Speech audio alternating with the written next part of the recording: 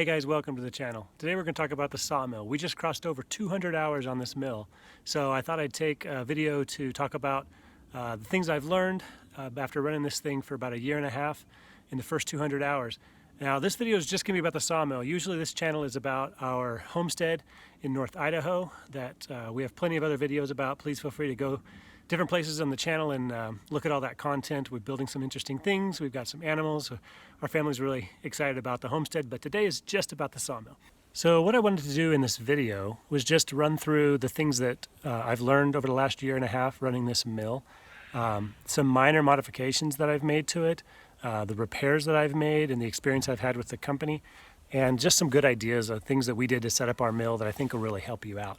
At the very end of the video, if you stick around, I'm going to talk about the exact setup that I purchased and what that would cost from their website today with today's prices. So stick around to the end. Let's jump right into repairs. This is the adjustment for the width of the throat for the blade. It's good to run this as close as you can to your log just so that the blade has less distance to travel. This was a little stiff when I got it, and I ended up kicking it a few times and broke that off. But when I called Woodland Mills, they just sent me like a brand new piece. It's actually much sturdier than the original one.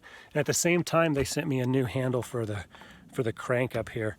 The other repair that I never did was there's a piece here that's supposed to, I think, protect this part of the blade when this is running back and forth. It's a bright yellow piece of aluminum. I cut that off because I was stupid, like real early on, like maybe the first 3 or 4 weeks. I cut it off and I just never repaired it. It doesn't really seem to affect the operation of the mill.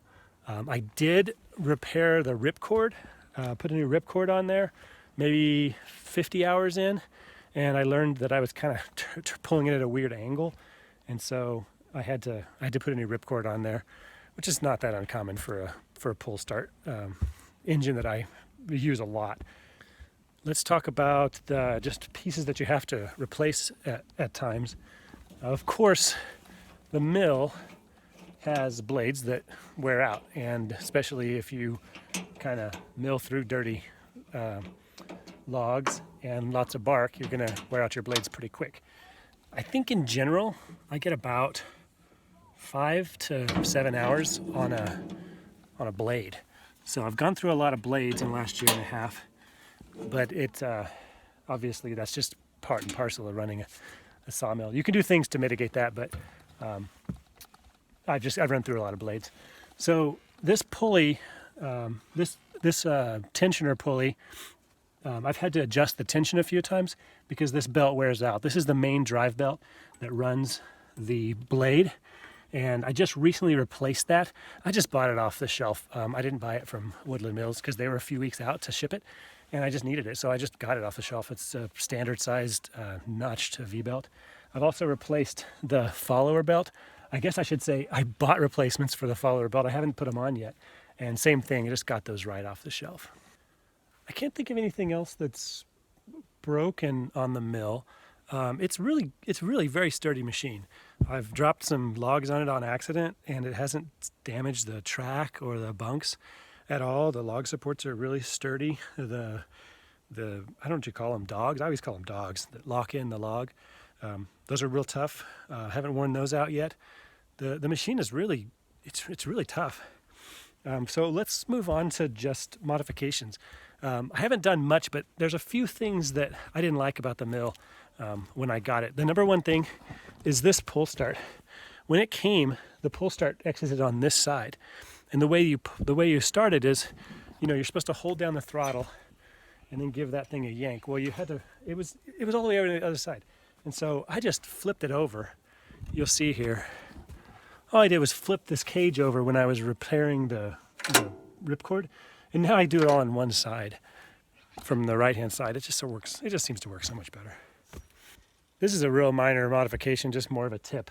But what I did is I taped with electrical tape a little magnet right here, so I can keep this tiny metal scale just right there at all times, so I can measure off the thickness and width of my board. If I don't have my tape measure on me, it's just been really handy to have it there. The sawdust exits the mill on the left-hand side as you're pushing it, And so, but it really shoots it out quite a ways. It's important that you keep this clear all the time. But what I did was I added this little metal flap, which has really helped me to keep the sawdust falling kind of in a I guess a predictable pattern. It makes it a lot easier to clean up afterwards. So yeah, you can't buy that online, but you can make it out of a license plate or a piece of tin if you want. That just really helps us to keep it neat over here and not blow our sawdust all the way out into the woods. When I bought the mill, I bought 2 track extensions right away, so I can cut something like 21 feet, I think maybe 22 feet. Right now I can't remember exactly, but it ends up being really useful if you're cutting big timbers like we are. I don't use it that much, but it gives me the option of kind of working at this side of the mill and leaving some bigger stuff at that side of the mill. I can kind of do 2 projects at once that way. I think one of the most useful things I did was I use a chainsaw file, and I just make a tiny groove in the end of the track, which allows me to run a string line back and forth and holds the line in place for leveling the bed. Makes it much faster to set up a line, and I've used that strategy quite a bit. One of the latest modifications I made was to put a couple springs down here at the end of the mill. When I'm milling by myself, sometimes I just kind of throw the head back, and it sometimes, if I'm not careful, it just sort of crashes into the end. It doesn't do any damage. It just, kind of makes a loud noise and makes you worry that you might have broken something. But put a couple springs down there, and it just kind of cushions it when I'm not being very careful. Okay, so now we're on to just good ideas. This is stuff that we've come up with over the last year and a half that has just really helped. And number one thing was on the side where your sawdust comes out, take some of your cutoffs and just build a nice flat section. Okay, this is just probably 1/4 inch thick pieces that came off just as we were getting down to depth.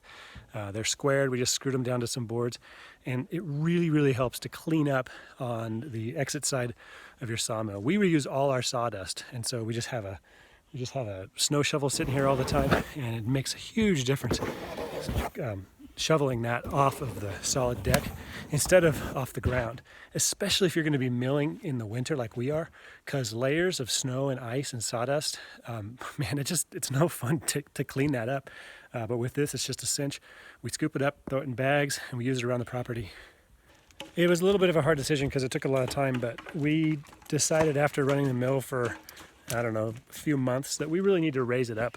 So we built these large wooden cants. We cut, I think 4 8x8s, maybe 12 feet long, something like that, and put them underneath there and built a solid deck on top of that to put the mill up on. The reasons why that's made a big difference is you can just see how much sawdust and bark and things get built up around it. And it makes it really hard to go back and adjust the feet if you're leveling out the rails. And so raising it up like that got it up out of the snow and out of the sawdust, and it makes it easy to adjust it. The other thing that's really nice about building a solid deck like that is that it's so much easier to clean up. You don't get all this buildup of bark and sawdust in between the rails. I built a little stick, basically T-shaped stick, and I just push it all out to one side or the other, and keeps the mill really clean and much easier to work, especially in the winter time. It really wouldn't qualify as a modification, but just a good idea.